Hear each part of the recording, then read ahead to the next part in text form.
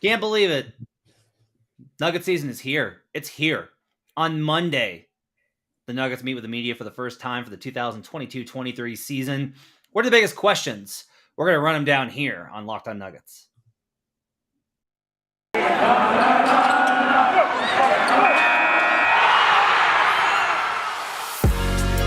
You are Locked On Nuggets, your daily Denver Nuggets podcast. Part of the Locked On Podcast Network, your team every day. Welcome to Locked On Nuggets, your daily Denver Nuggets podcast, part of the Locked On Network, your team every day. Thanks for joining us and making us part of your week. We are free and available on all platforms. We appreciate you making us your first listen each and every day. If you want to support the show, the best way is to join us on YouTube. Go click the subscribe and like button, turn on the notifications, and you can join folks like Big Honey and Alan Davis and Hurricane and Nathan's in here and all sorts of folks hanging out with us in the comments. We really appreciate it. We today are going to cover Nuggets Media Day. We're going to ask the biggest questions that we have going into Media Day, specifically what we think needs to be asked, what we need to find out from the Nuggets as they begin arguably the most anticipated Nuggets season maybe in franchise history. Have they ever been closer than this, Adam Mares of DNVR? You can find him on Twitter at Adam_Mares. TBD, but probably not. Probably not. I don't think... I can't imagine, from an outsider perspective, I can't remember any of the Melo teams having this much hype and potential, being considered really a serious contender. Like, I'm willing to say at this point, you won't find them on every list of championship contender and the preview content coming out across the internet in the coming weeks, but you will find them on a number of lists, and there will be a lot of the smarter people that will be like, you know who you should keep an eye on? It's those Denver Nuggets. They have a lot of question marks or whatever, but come on. It's excitement time. It's the end of the offseason, and there's definitely reason to believe that they could be special if it all comes together the right way. How do you feel about that word, special? My wife hates it when people use it in a sports context. She's always making fun of the commentators because they're like, oh, he's a special guy. Yo, this guy is special. She's like, it doesn't say anything. It doesn't mean anything. Everyone's special. And I'm trying to explain to her. I was like, well, no, I think what they're saying. Because, like, if a guy does something, you're like, not everybody can do that. Like, that guy does things that not everybody can do. And the Nuggets may be able to do some things this season that not every team can do. I mean, what are words, Matt? Just lossy compressions of thoughts. I think it works. I mean, what do you mean? Why wouldn't it work? Just like you said, special. I think that group could be special in that, or like that the Nuggets can be special because they have a collection of talents that's very unique and different. And I think the potential to be very effective. So it works. But if there's other words that we should start going to more that are more quaint, then let me know. As long as we don't use very unique, that's the only one that really That's the one you don't like? Because it's not it's a binary concept. You're either unique or you aren't. So I've said relatively unique before. That's like a word I'll say. That's to say it's somewhat unique. Somewhat unique. All right, let's get out of the pedantics and get into the meat of the basketball here today. So we're going to talk about some of the questions that we're going to talk about. And I think the number one question on everyone's mind going into Nuggets Media Day, the question that has to be asked is, what's the status of Jamal Murray? We've seen the videos of him going hard in the workouts, lots of dunks in those videos, lots of explosive dunks in the videos that have been shown. Yeah. Getting a sense, I think, for making sure Jamal's cleared, what the plan is for preseason. There's a lot of talk about, is he going to play in the home opener, management of back-to-backs, everything related to Jamal Murray's continued recovery from ACL surgery, I think has to be number one on the list of any questions we've got to get answered on Monday. There's no question about it. I will say there's probably less intrigue around that one than there is of some of the other things we'll talk about, but it's also the most important. So even if we kind of expect that coming into Media Day, the questions about Jamal Murray will be answered as he's ready to go, 100% ready to go.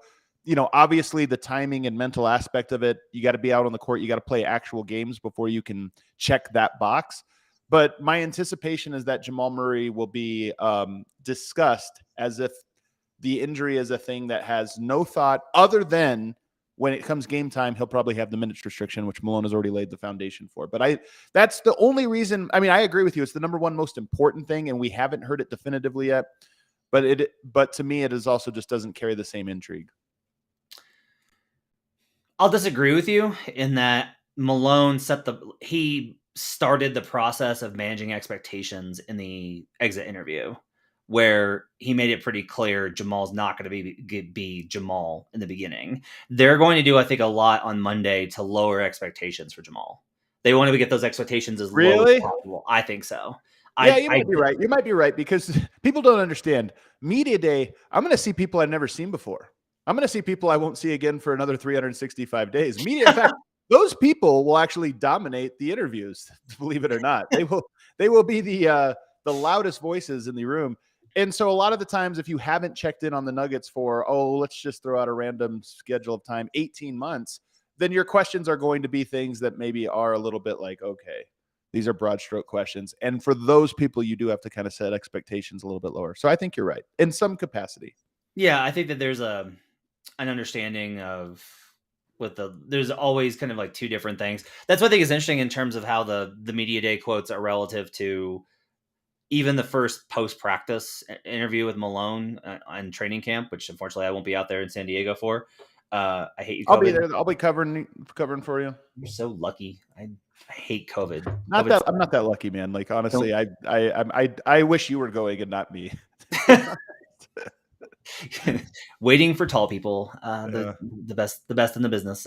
So I do think there'll be a management of expectations. I think there will be a pretty strong. I think Malone in particular will try and throw himself in front of Murray as much as possible to try and get those expectations down. While at the same time, there will be like he looks great in workouts. He's been with the coaches all summer. He's been with the guys. I'm really important, and we'll probably have to ask the questions of, what do you think are the things that Jamal, what kind of approach do you want Jamal to take, early in the season to try and get him on the right track? And we've talked a little bit about that in terms of 3-point volume and things like that. So that'll be interesting. And then talking to Jamal, Jamal, the first time Jamal's spoken with us in a long time, he's jokingly sat down with us and pretended to answer questions and then bolted off.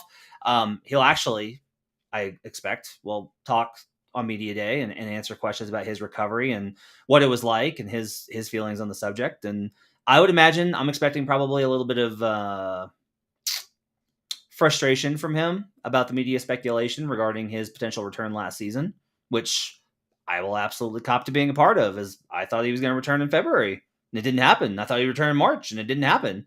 I had good reasons for thinking that, but that doesn't mean that I talked to Jamal, because it didn't. And he's probably going to be like, it was frustrating because nobody asked me. That's probably what we're going to hear a little bit of. Yeah. I mean, maybe that last part threw me a little bit, but okay. Jamal, I think when you were talking about, him and the media availability, again, like, players don't have to meet with media or do any of those types of things. So that's why he didn't. I will say Nikola really grew a lot. Gary Harris really grew a lot over the course of their first 5-6 years. And Murray, we haven't seen him for 2 years, really, save for little tiny updates here or there. And part of me, like, I'm curious to see. Jamal's basically 2 years older than the last time we've really sat down and talked to him and gotten to know him. Crazy to think about. That's crazy to think about. And in a meaningful 2 years when you talk about maturation. So that's one thing I've kind of thought about when I think about talking to Jamal next week for the first time in 18 months. Along those same lines, I think the second biggest question is going to be, is MPJ cleared? There's been no official update. Hurricane kind of noted like Nuggets cleared those two a while back. Not true. We've not gotten. They might have cleared Michael Porter. They just have never they just haven't said it. There's been no official declaration from the Nuggets in press release saying Michael Porter Jr. or Jamal Murray have been cleared to resume 5-on-5 activities. It's pretty obvious that they have been, considering they've both been in the workout videos. But it would be good to know if MPJ is a complete and total A+ cleared, no restrictions. Everything looks good there. I think his status as well. We've talked a lot about Jamal's and the back-to-backs and stuff like that. I think, again, you've got to wonder, I think not just in the immediate, but long-term, is there a plan to try and keep MPJ's availability limited to try and prolong his career and to make sure that he's available? I think both of those are important questions given his injury history. This is why you're right. I liked your order. Jamal 1, Michael Porter 2. The only thing, because of order of importance, but there's way more intrigue for me around Michael Porter. I have no idea. Like, media day could could lead to a few surprises. Training camp could lead to a few surprises, one of which is just like, where is Michael Porter at in his, I don't want to say recovery, because we saw him like dunking and moving and stuff last January, February, right. March. But just like, where is he at in terms of what the team's plan is for him? That's maybe the better way to say it, because we have seen him participate in 5-on-5s, although less than most players. Like we've seen him in some of the videos, not all of them. There's some guys, Christian Brown, Jack White, we've seen in all of the videos, even Bones, we've seen in a lot of videos, and Jamal Murray, to be honest, in a lot of videos. Michael Porter only a little bit. So I'm kind of curious, hey, like, what's the plan there? Is there any lingering thing, a drop foot, or, any of that type of stuff? If you remember, back when Michael Porter first started playing, like, we didn't even know about drop foot. It was like, oh, how's the back? How's the back? And then it's like, hey, there's this auxiliary thing. Yeah. Those are the types of things I think on media day and really into training camp, because I don't know if we'll get a clear perspective right off the bat. But over the course of the next week, I do think we'll kind of get a perspective of, oh, he's basically 100%, or, hey, there's these lingering things, or, hey, the team's going to approach it this way. Let's take a break. We'll come back and we'll talk about the rest of the questions that we have for Media Day, including the Bones hype. I've got some questions about the center rotation and more nerdy stuff, and we'll talk about all that and more when we come back on Locked On Nuggets. But first, I need to tell you about BetOnline. It's your number one source for football betting this season. You get all the latest player developments, team matchups, the news, podcasts, and in-depth articles and analysis on every game you can find, including your Denver Broncos are now underdogs. They started off as favorites, and the line has flipped across a key number of 0 and are now underdogs at home to the San Francisco 49ers and Jimmy Garoppolo, who I consider to be the most overrated quarterback in the last 10 years. The fast and easiest way to check in all your favorite games and events is at BetOnline, including MLB, MMA, boxing, and golf. Head to betonline.net or use your mobile device to learn more. BetOnline, where the game starts. We'll be right back on Locked On Nuggets. Back here on Locked On Nuggets with Adam Mares, I'm Matt Moore. We're talking about Media Day and all the things that you should expect to find out on Monday, because I think it's an important series of questions. I think I want to hit this one real quickly because we talked about like MPJ and Jamal, so I think I would be remiss if not mentioning it. I don't have anything to really find out about Nikola Jokic. Like, there's nothing I want to ask Nikola. There's nothing I really feel the need to ask. Like, there will be questions about Nikola to the team. There's not like a lot of stuff that I'm like dying to know about Nikola outside of how much do they want to try and have him in the same role as last season versus maybe taking less of a usage role with the augmented weapons that they have now available. I don't have anything really beyond that. Do you? I mean, I do, because there's a lot I want to talk to him about. I just went to Serbia. I like to go do this whole thing. So there's a lot. One thing to note about Media Day, I think it's going to be live streamed, by the way. I think the Nuggets are going to live stream it. So if you want to watch along on Monday, you'll have an opportunity to. But in the days of old, he had opportunities, rare opportunities with Nikola Jokic to actually pull him aside and talk to him one-on-one. Like, Media Day is sort of, when I first started Media Day, first of all, if people remember the story, I actually got my start by winning a competition on Reddit to go to Media Day as just like a fan, as a normal, regular, everyday person, and made some connections while I was there that kind of helped launch my career into this. But part of the reason, like, if you think about the idea of having a regular, everyday person get to go and talk to these people one-on-one and ask questions, that was the spirit of Media Day at one point, where it was like, hey, Quincy Miller, come over here and give a one-on-one to so-and-so. Like, hey, Ty Lawson, JaVale McGee, why don't you guys come do a little video for so-and-so? Now it's just going to be a podium. It's basically a giant scrum, from a podium presser. And there's reasons for this. Obviously, COVID's still a part of it, and just the way things have changed the last little bit. So when you say, is there anything you want to ask Nikola? Not in that setting. Not like that. Like, I don't want to ask him all these really, out of left field questions about Serbian culture and things in front of a room full of 50 people. And so I'm a little bummed by that. Maybe there'll be opportunities later on in the week. He's gonna be here, man. He'll be around. You'll talk to him again. But Matt, you're throwing this comment away, but it is important. You can acknowledge this, that Nikola is so big now. He's like LeBron James. True. You don't get him one-on-ones. It's true. Not like at practice, I'm just going to be pulled aside. Hey, man, let's go sit on the couch and talk about the stable or this or that, right? Like, Media Day is the best opportunity, or traditionally was the best opportunity for, hey, the season hasn't quite started yet. There's none of this big, like, you get to do a little bit more of the fun stuff. Like back in the day, radio people would have guys say, "Hey, you're listening to blah, blah, blah. Like this is so-and-so." Yeah. It was a day to do like all of these like other little things. It's interesting because I never really did all that many one-on-ones at Media Day. The ones I preferred actually were that the reason I liked it better was there would be a scrum around whoever the big main attraction was, which meant you could go to the other guys who were Right. also doing them concurrently, and you could have like an actual conversation or a better interview process with just like you and one other person. Like I did that a lot with Gary. I did that a lot with Will. I did that with other players where the main person would be kind of getting talked to.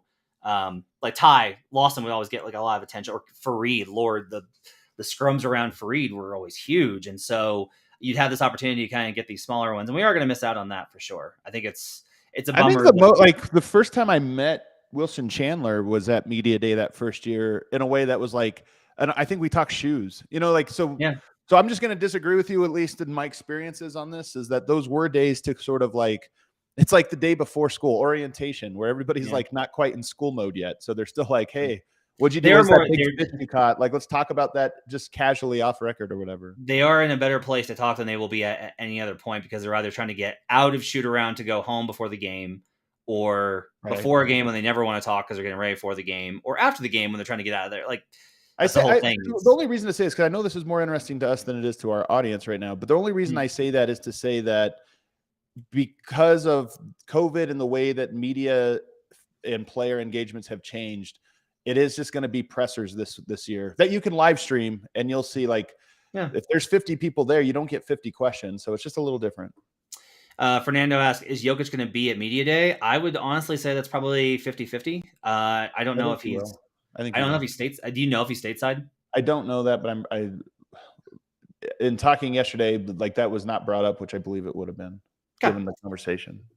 Let's talk about the next biggest question, I think, which is the Bones hype, right? Like a lot of expectations for Bones. We've talked about it all summer. Bones has been adding to it. Like he seems really excited for the second season.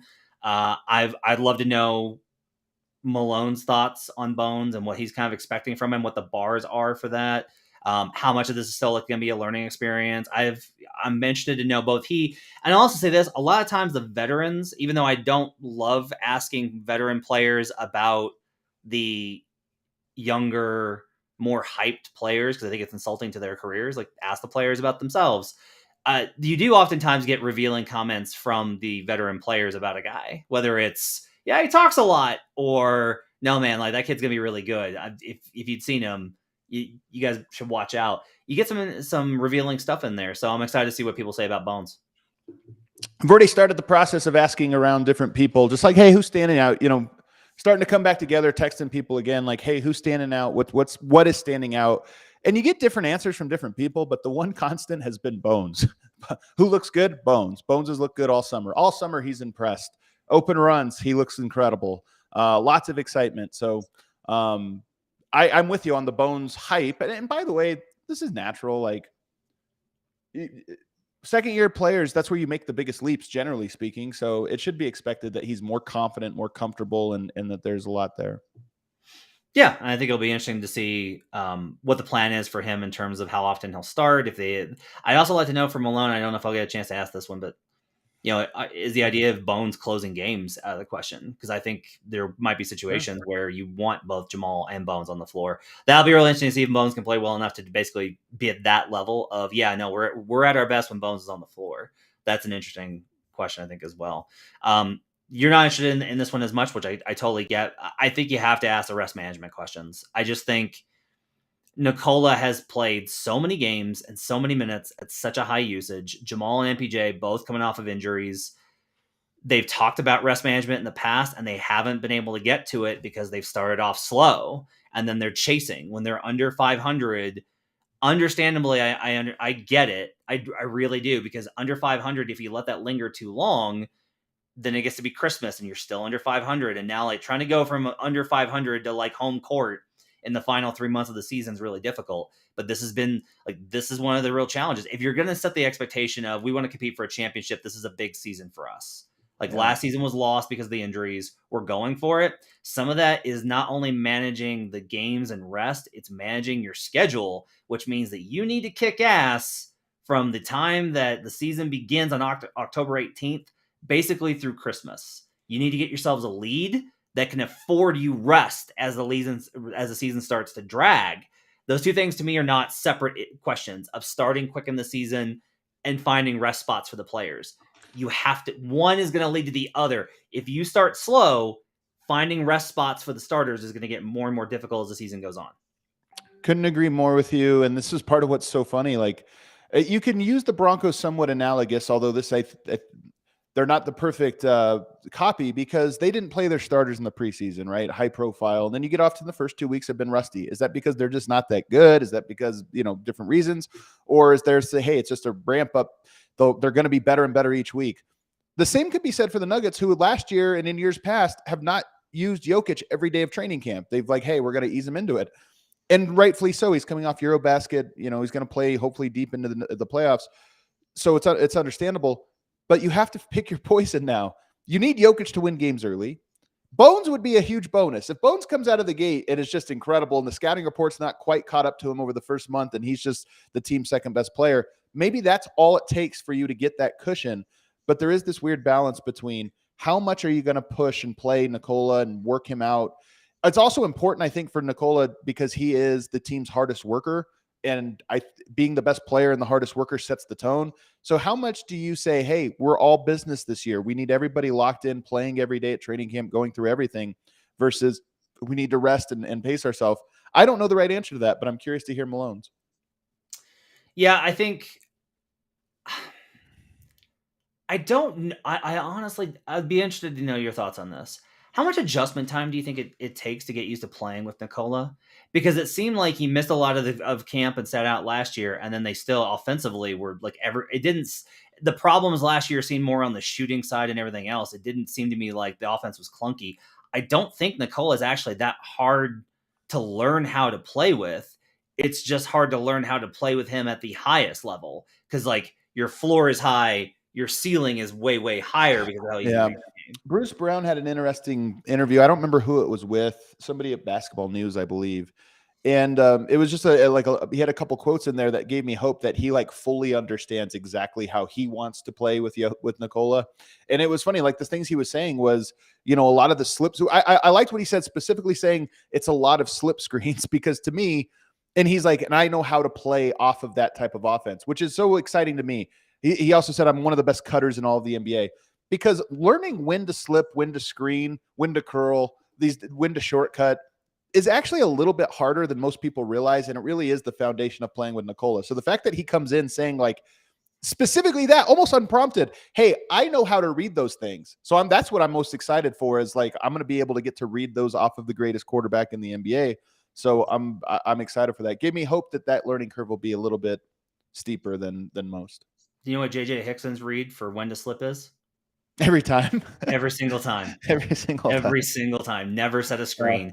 Just slip every single time. So yeah, I think it'll be interesting to see. I kind of want to ask. You can't really, because if Nikola's not there, you can't ask what it's been like. That's more of a training camp question. Is I do want to know what's it been like in terms of the adjustment of playing with Nikola and whether it's difficult or not. Because I honestly don't know if it is. I really don't know if it's going to be hard, especially for this group of veteran players. This is one of the most veteran groups that they've had. This is an experienced crew that they have coming in, right? The inexperienced guys in the rotation are Bones, Davon Reed, Michael Porter Brown, MPJ. Michael Porter, who's, just by minutes or games wise, he's played about slightly more minutes than our games than Zeke Naji, for example. Let's take a break. We'll come back, and when we get back, we're going to wrap up our questions about Media Day and what we're expecting, as well as there's been a topic in the comments that I feel like we should talk about. We'll get to that when we come back on Locked On Nuggets. Final segment here on Locked On Nuggets. Thanks for joining us and making this part of your week. Really appreciate it. Make sure you check out the NBA Top 50 brought to you by BetOnline. Which NBA player moves the betting line the most this season? Locked On and the BetOnline odds makers present the NBA Top 50 most valuable players. Find out on Locked On NBA wherever you get podcasts and on YouTube. We're talking about the last couple of questions we're excited about to hear in terms of at Media Day. So I think some starter questions for the front office. Well, one, I'm expecting I'm interested to see if Josh Kroenke's there, considering the last time that we saw him. Sometimes he's there, sometimes he's not. Also, Josh in a new regime, he probably takes on a little bit more of a hands-on role. I don't mean that he's making decisions, but it's like a principal when you get a new teacher. He might sit in on a couple classes the first week just to see how everybody's doing. So I would expect him to be around a little bit more than usual. I think if Josh does speak with the media, asking about the practice facility is important. I think you got to ask about the update on Calvin Booth's contract, as they have not announced an extension. Good point. So that's I think a question. This is Calvin Booth's first presser as head of basketball operations, so I think that there'll probably be some questions about the adjustments there. I think although I think most of those have kind of been settled, and he's been in the org as long as he has. I have the basketball side thing. Like my biggest thing for Malone is the center rotation. I want to know what he thinks about if he comes out and says yeah, my plan is for DeAndre Jordan to start as backup center. Okay. All right, we'll see how this goes. That's not necessarily what I at least have been led to believe is the preferred plan. So that's going to be and Malone gets the say. So if Malone says DJ is the backup center, all right, you're going to have to pencil in DeAndre Jordan for 10 to 15 minutes a game. Malone, though, he's not going to pencil anybody in there. That's a training camp battle, Matt. Malone will never pass up a chance for a training camp battle. Does he do that with veterans though? I mean, he did it with Will Barton in his 6th or 7th season. Oh yeah, that was funny. That was really funny when Will Barton was that one shouldn't have been a controversy. Yeah, when it was Will Barton is Will Barton going to start? Well, it's be a training camp battle. And Torrey Craig might have been. I think so. And Will said, "Yeah, we'll see," and then completely destroyed in training camp, and it was not a question. It was very obvious from the very start that Will was gonna start. So the center rotation I do think is important. I want to ask him what he sees Zeke Naji as, and I want to ask Zeke Naji again is what he sees his role as. I want to know. Does he see himself I'm a power forward now. I'm a power forward, small ball center. If he says I'm a wing again, it's telling, right? Am I wrong in there? No, I mean, I don't know that it'll be illuminating. It can be in the ways that you're explaining, but there's also ways where it's just not, because everybody says maybe the right things and you don't really learn anything. I'd like to know the G League plans. I just, in general, do. New coach, Andre Miller. That's exciting. Yeah. Finding out why they chose him, what the plan is, who's going to spend time there, who's not going to spend time there. I think I can share this piece of info. I won't say the player's name, but I know that they have a guy in mind that they believe is a Jokic facsimile, which is always fun. We always talk about that. Do you want to teach your guys down there how to play with Jokic, but how can you do that? I'm told there is a guy that'll likely be with the Grand Rapids Gold. Maybe it's already committed. I don't even know. Who has been very impressive in the Jokic role. It's DeMarcus Cousins, isn't it? He's the G League. Yeah. DeMarcus Cousins still unsigned, by the way. All right, so that pretty much wraps up our questions, and there will always be stuff that we're not expecting, and there'll be lots of questions, obviously, from Mike Singer, who will get first crack at these as the beat writer for the Post and all these kind of things. I'm told, by the way, Jack White's another name that I've heard just come up a lot. And look, I'm not saying just file that away. That when you ask people who's been looking good, Bones' name, every single person oh my gosh, he's really impressed. You get a bunch of different names, different people, but Jack White's another guy that everybody said. And by the way, their big 3-point shooting drill that they do, the 100, still the record setter, the record holder of that competition so far. So Jack White, best shooter on the team. It's impressive. Maybe. The comments are talking about the NBA rank, where Nikola Jokic logged in at number 2 overall, the second best player in the NBA. Crazy. I would imagine that you have thoughts on these types of rankings and your feelings on them, just having known you for as long as I have. I mean, I don't love rankings because I don't think they make sense. But if you were telling me that Giannis is better than Jokic, I'd say, okay, it's fair. He won a champion. He won a title. He also lost a player and didn't win a championship because they were missing a key player. So for me, I look at it and I go, it's fair. I'm surprised he's ahead of all the guys I'm surprised the order in general. Having Kevin Durant as low as they did, Anthony Davis was 20th, Kawhi Leonard 12th. I think This list, more than most years, was a little weird because they were factoring in injuries in a way that they haven't, I don't think, in years past. But nonetheless, 2, I don't think you can say Jokic is disrespected. I just think if you're like, he's the back-to-back MVP, it's like, yeah, but Giannis is there and won a title. Like, it doesn't matter. Like, to me, you can no longer say he's being disrespected or underrated in the player rankings. Yeah. Yeah, I think there's so many people are talking about tiers, which is a Seth Partnow mechanism, and I think it's the best way to go about it, right? Is there's a tier of top-level players. The way I've kind of come to describe it is on any given night, there's a level of guys that you can say that's the best player in the world. And the guys that are in the top 5, I think all qualify. I think Kevin Durant's on that list as well. For me, it's Nikola, Giannis, Luka, KD, Steph Curry. That's the list. I would not include Joel Embiid there, personally. I think Embiid is one step lower. I honestly don't know if I can put Luka there. Just me personally. Like, I'm a little bit more like, I have high expectations for Luka Doncic this season, as I've talked about on this podcast. I think he's going to do insane things, but I am very big on, you got to get there before I put you there. And I don't think that Luka has. He went to the Western Conference Finals. I mean, he was really good. He was the best player in a series that featured the number 1 seed. I don't have a hard time putting him there. But I mean, there's a lot of good players. Honestly, my only take, you said I have interesting take. I don't have interesting takes here. The only take I have is that when I'm going through that list and I see Jamal at 50, again, they did this with all of the players that were hurt. They just like discounted them a lot. And I understand it. It wasn't just Jamal. But when I was going through the players 30 to 50, I was like, yeah, those guys are really good. It wasn't like, oh, I'll just pencil Jamal up 30 spots. Right. You start to go through it and you're like, wow, there's a lot of good players in the 20s, like really good Zion and Anthony Davis that are in the 20s. And you're thinking, this league has a lot of talent, man.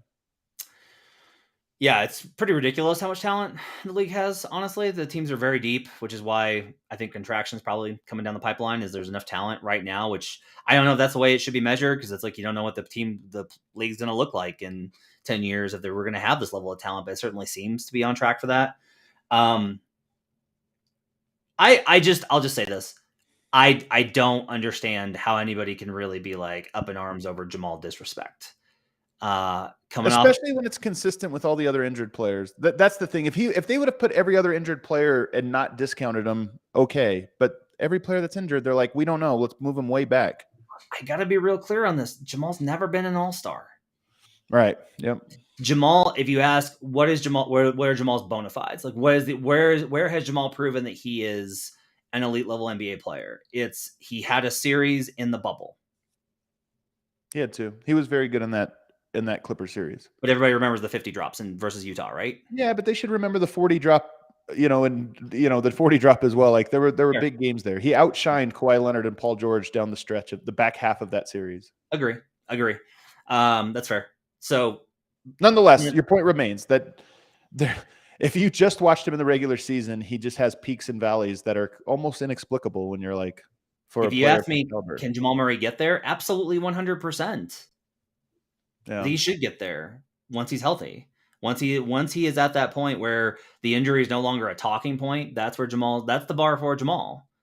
But I think it's fair to put the expectation on him before we put him there based off of the idea, and that's important, because otherwise, if we were just talking about potential, MPJ is a top 5 player in the NBA. He's a 6'10", 50, 40, 90 shooter. The kid's insane, but there's a lot that goes around it. There's just a lot that goes into that conversation.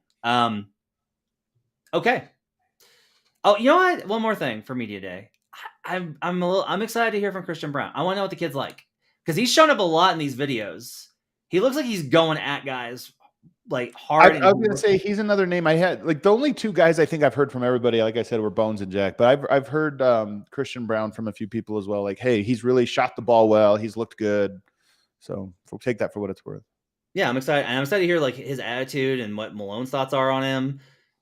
I have lower expectations than most for him, and I'm excited to kind of hear if I might need to reevaluate those. Jay says in the comment, Jamal not a fan favorite. I don't know if that's true. It's weird because like when I talk, I always ask Nuggets fans, like people will stop me at the arena or come by the bar, and I'll almost always ask them, it's like a stock question, who's your favorite? And Jamal pops up way more than I think people would realize. Jay says not. He says outside of Denver. So. Oh, I see. Outside of Denver, I got you. Which I think is accurate, right? Yeah, Like of course. Jamal's just like to Nuggets fans, he's Jamal, and to everybody else, it's like, yeah, no, he got hurt. He was really good in the bubble. You just got to be consistent. I don't know if this is the year coming back from injury to do that, but there's a lot of players that are really great in moments. And I think Jamal more so than most players I'm talking about, but you just have to be, what sets the truly great players apart is that they just start to do it every single night. And I think Jamal, I don't know if this is the year for that, but I do think it's coming. How often do you think we'll hear the word championship tomorrow? Or on Monday? A lot. I mean, look, it's almost a given, but Michael Malone tried to set a tone at his exit interview, and I'm very curious to see if he picks that tone right back up on Monday. I think he will. We'll find out. We'll have coverage for you from Media Day on Monday. We'll do a show later in the day, probably after Media Day is over. We'll record that for you and be on here to answer whatever questions you guys have about anything else. We'll tell you what we found out. All that and more, and then we'll get kick-started with training camp coverage. Exciting times here on Locked On Nuggets. Thanks for joining us, everybody. Hope you guys have a great weekend, and we'll see you guys again on Monday as the Nuggets season begins.